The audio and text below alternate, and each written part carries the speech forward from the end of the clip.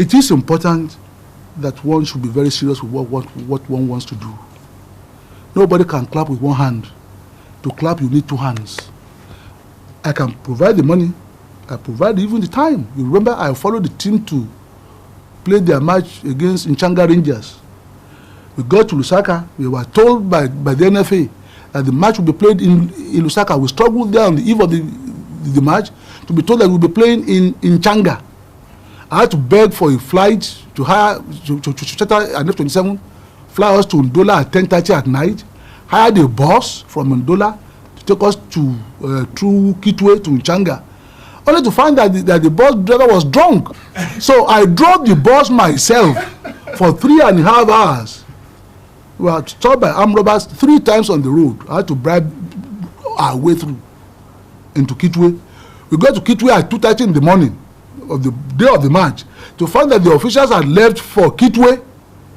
So we had dropped the boys, made sure they rested quickly, drove the same bus back to Kitwe to look for the officials to bring them back at 7 in the morning to officiate. I was prepared to do that.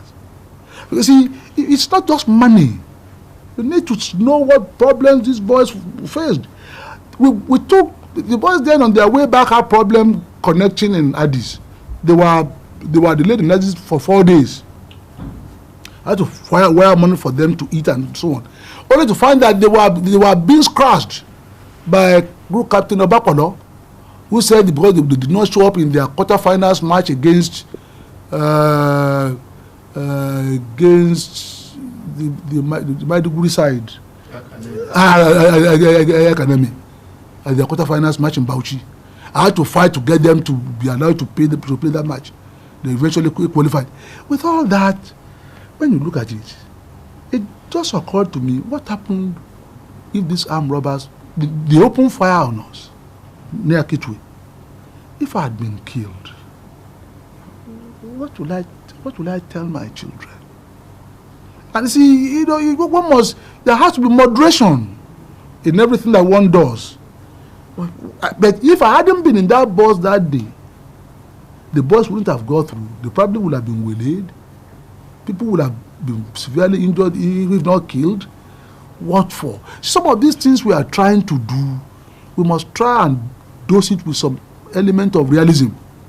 Maybe we need to zone some of these things, as I was suggesting, to carve. You see, the cost of transportation too, how much it cost me in foreign exchange. We played Esperance in Tunisia. We had evidence that some of my boys took bribe to concede that match.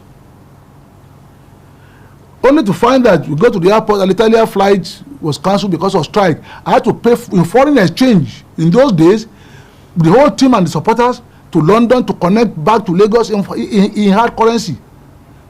So Mr. P.C. Achebe was there.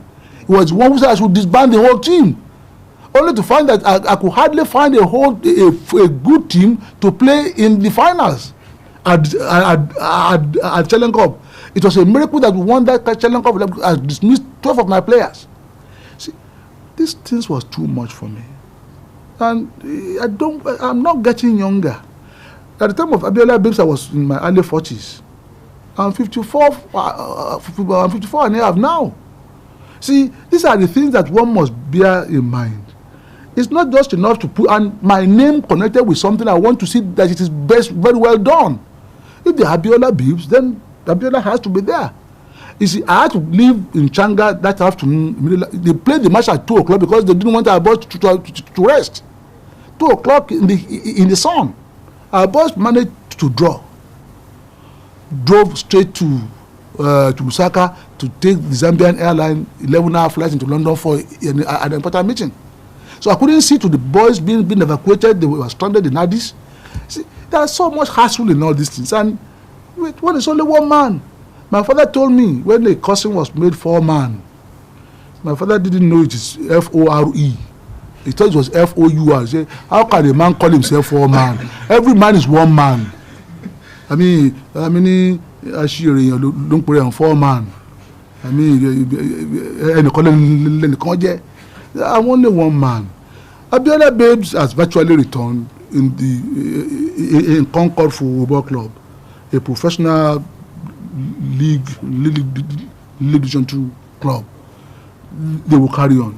Abiola's name will not be there. I think the name is already well known. Thank God. You are in Dakar. What other thing could anybody have wanted in his life?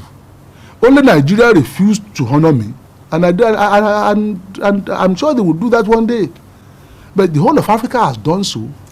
What else do I want?